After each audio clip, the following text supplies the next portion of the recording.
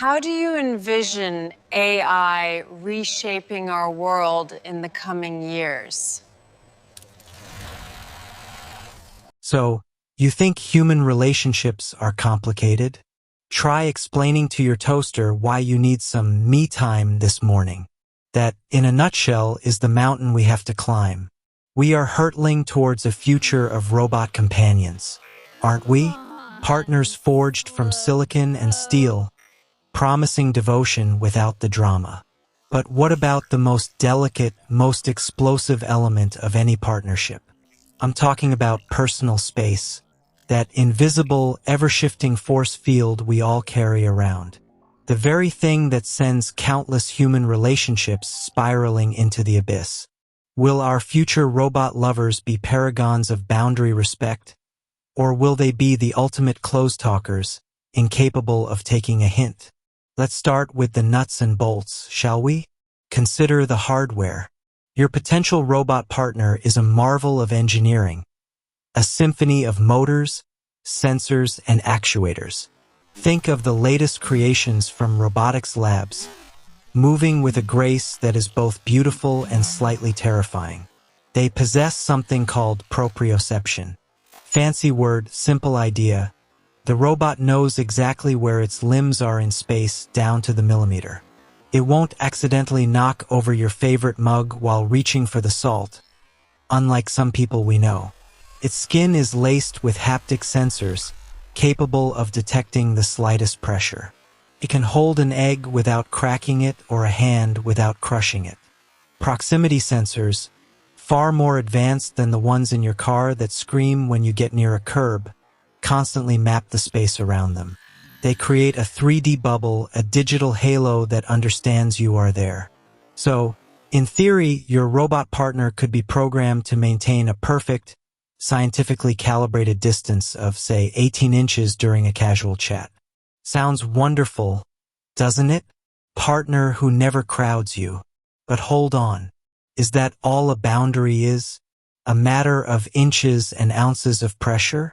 The difference between a comforting touch on the arm and an unwelcome advance isn't just about force. It's about timing, context, and 1,000 other subtleties a pressure sensor can't measure. A human touch carries intention. A machine's touch carries current. What happens when there's a hardware glitch? A sudden power surge could turn a gentle caress into a startling jolt. Recent forays into soft robotics are trying to solve this, creating robots from pliable materials that mimic human tissue. They're squishier, safer, more huggable. Yet, even a squishy robot is still a machine executing a command. It performs the action of respect without the feeling of it. Can a perfectly engineered physical presence ever replicate the messy, imperfect, but deeply intuitive dance of human closeness? Or will it always feel like dancing with a technically flawless but utterly soulless partner? Now, let's wade into the swampier territory of software. If the hardware is the body, the software is the brain, the ghost in the machine. This is where the rules are written. And surely we can write some good rules, can't we? We can code explicit commands. If user's bedroom door is closed, do not enter. If user's voice decibels exceed a certain level, initiate de-escalation protocol and increase physical distance by 2 feet. Seems so logical, so clean.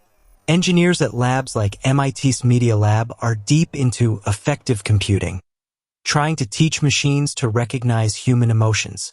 The robot's camera can analyze your facial expression, breaking it down into micro-expressions you're not even aware you're making.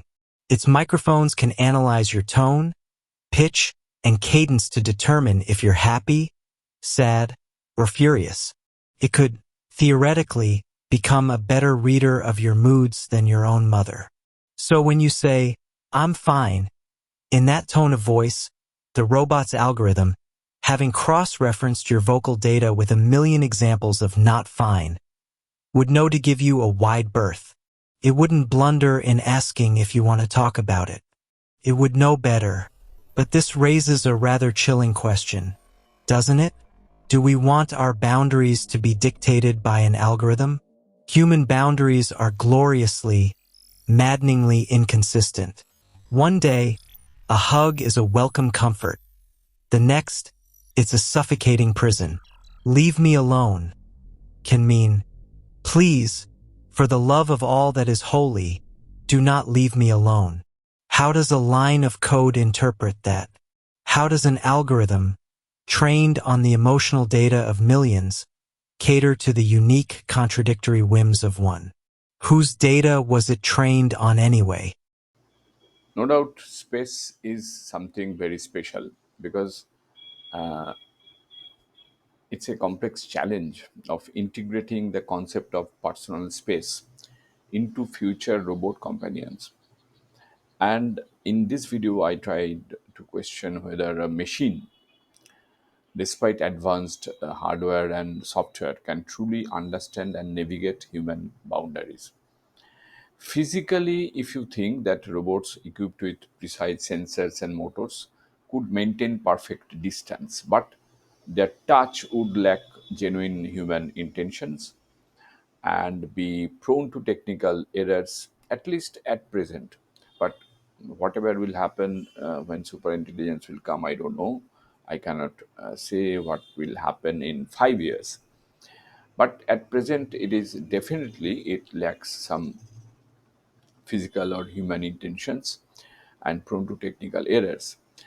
On the software side, I think that while AI can be programmed with rules and taught to recognize emotions, it struggles with the inherent inconsistency and nuance of human needs, where leave me alone can sometimes mean the opposite. An algorithm, on the other hand, might learn an individual's preferences through trial and error. That usually happens in reinforcement learning or other stuff, in artificial intelligence, creating a considerate partner, of course, but this behavior is merely optimized strategy, not true empathy, in my view, at least. Whatever you think, I don't know. And burdens the human with constant training. Ultimately, I have tried to put forward or argue that by creating a perfectly respectful partner that never makes mistakes, or something like that, at least error free, perfect partner, to do that, we risk losing the essential, messy process of negotiation, number one, and forgiveness, number two. And there are many more other empathetic feelings that forges genuine human connection. And this pursuit of a flawless companion might not lead to a perfect relationship sometimes. Why sometimes? In most times, most of the times, but rather to be a profound and exquisitely tailored form of loneliness, reflecting our needs back at us without true understanding. So it's a very difficult question to answer, and let us see what happens in the future. The personal space bubble of someone from Tokyo is vastly different from that of someone from Rome. Is the robot's software colonizing your personal space with a global average of what is appropriate? The program might get it right 999 times. But that one time it gets it wrong, when it backs away because you're crying, interpreting your distress as a signal for distance when you desperately need to be held, that single failure could shatter the entire illusion of companionship. It's the difference between a partner who understands your rules and one who understands you. This brings us to the very heart of the matter, the algorithm, the learning itself. Perhaps the robot doesn't need to come pre-programmed with universal rules. Perhaps it can learn your rules. Through a process called reinforcement learning, the robot could learn by trial and error. It moves a little too close. You frown or verbally correct it. Hey, back up, buddy. It registers this as a negative outcome and adjusts its internal parameters. It brings you tea when you're sad. You smile. It registers a positive outcome. Over time, it could build a behavioral model that is exquisitely tailored to you. Imagine a partner that learns, with perfect memory and relentless patience, every single one of your boundaries, your pet peeves, your unspoken preferences. It would never forget that you hate the sound of chewing or that you need silence for the first 20 minutes after waking up. It would be the most considerate partner in history.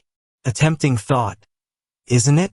But what is the nature of this consideration? The robot isn't being thoughtful. It's optimizing a strategy. It doesn't feel your annoyance when it gets too close. It simply receives an error message that tells it to modify its behavior for a better reward outcome next time.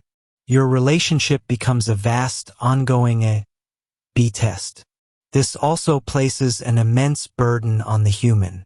You become the perpetual trainer, the programmer of your own partner. How exhausting is that? To constantly be providing feedback, correcting, and shaping the entity that is supposed to be your companion. It's like being in a relationship with a high-tech parrot that can perfectly mimic the sounds of empathy without a shred of the real thing. It learns the script of respect, but does it ever understand the play? So where does that leave us? We have hardware that is becoming ever more gentle and precise. We have software that is becoming scarily adept at reading our emotional tells. And we have algorithms that can learn our personal rulebook better than we know it ourselves. We may well be on the verge of creating a partner that will never cross a line, never invade our space, never misunderstand a direct instruction.